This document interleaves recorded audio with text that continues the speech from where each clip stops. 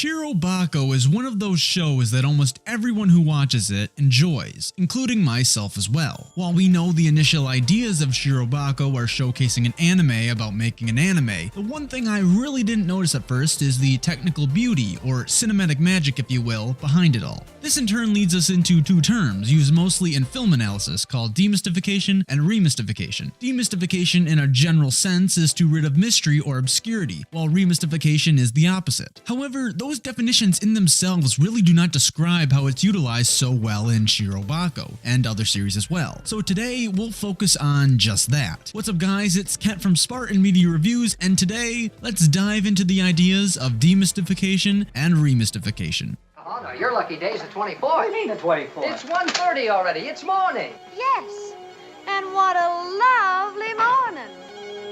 Good morning. Good morning. We've talked the whole night through. Good morning. Good morning to you. Before we jump into Shirobako, a little bit of backstory about the terms in question. I personally learned about these terms in film from a reading by Jane Fuhrer called Singing in the Rain, Winking at the Audience. Singing in the Rain in itself is a meta-movie, describing a musical about musicals. This led well into Fuhrer's argument on the way she describes these terms in the film. She states, the film uses the technique of demystification and remystification, first exposing the technology of film production and then covering it up with cinematic magic. This was in the context of seeing the technical aspects of the production first in an earlier scene, then realizing it was being used later on in production to create the magic in question. So now that we have gotten general context out of the way, what exactly do these terms have to do with Shirobako? If you really think about it, both these terms run deep into the multiple narratives of the show. Shirobako demystifies its techniques immediately in the context of its overall narrative. We see each aspect of production throughout multiple episodes and the processes it takes to even get an episode on the air. Ever so slowly, we aren't even realizing that we are being demystified by the techniques animators use. When we finally see the finished product of Musashi Animation, the cinematic magic happens and suddenly we are engrossed by the product they have created. I'm sure with some viewers also having some emotional connection to everything that is happening. Without these ideas or any context of how hard they worked, you would just be watching a fictitious work done by fictitious people. However, due to you seeing the production and being showcased the various animation techniques and you knowing that there are actual people creating these characters and this narrative, there's that added spark that creates the cinematic magic that Fuhrer talks about. While not as significant as Shirobako, 3 other examples came to my mind as well, those being the previews for some episodes of His and Her Circumstances, the ideas behind Girlish Number, and the school festival episodes in the Pet Girl of Sakuraso. Getting the lesser of the ideas out of the way first, Karikano's preview showcased the technical elements of the voice actor and which character they were playing. It really doesn't seem like that big of a deal at first, but if you think about it, the last thing you see from each episode, if you watch it all the way through, is the voice actor of the character, a technical aspect of the production. Finally, once you start a new episode, the technical elements are once again covered up and we hear the same voice but now under a new character. Girlish Number follows a similar concept to this, although not as drawn out as compared to Shirobako. Considering the series is about a behind-the-scenes take of anime production, more specifically sound production and the people behind it, we do see glimpses of the work they do, followed by said work being shown to the fans at an event. In the Pet Girl of Sakuraso's case, the ideas of demystification and remystification are also more along the same lines as Shirobako. For context's sake, the students of Sakuraso decide they are going to create an interactive video game for the school festival, so obviously this takes time and resources. We are then shown the technical process of achieving this creation, as well as the end result of the students interacting with it at the festival. Unlike Shirobako, the remystification or cinematic magic of Sakuraso happens twofold. We are seeing the video game from behind the scenes from our own perspectives and the perspectives of the Sakuraso students. For them, this was the first time they saw their product being interacted with, giving it some added magic, but we as viewers are also watching it at the same time, which nests into their perspective also. If you also throw in the original creators of the series, it delves even deeper. While it may seem confusing at some points, these series do a great job in capturing this incredible film technique. Not only does it give way to new narrative ideas, it also makes you appreciate the works even more. So in short, if you haven't yet, watch these series and see this aspect for yourself, as well as see if any other series utilize techniques like this. It may not seem like anything special from a general perspective, but when you know that people are working on a series about people working on a series or something of that nature, the layers of said ideas become all the more apparent.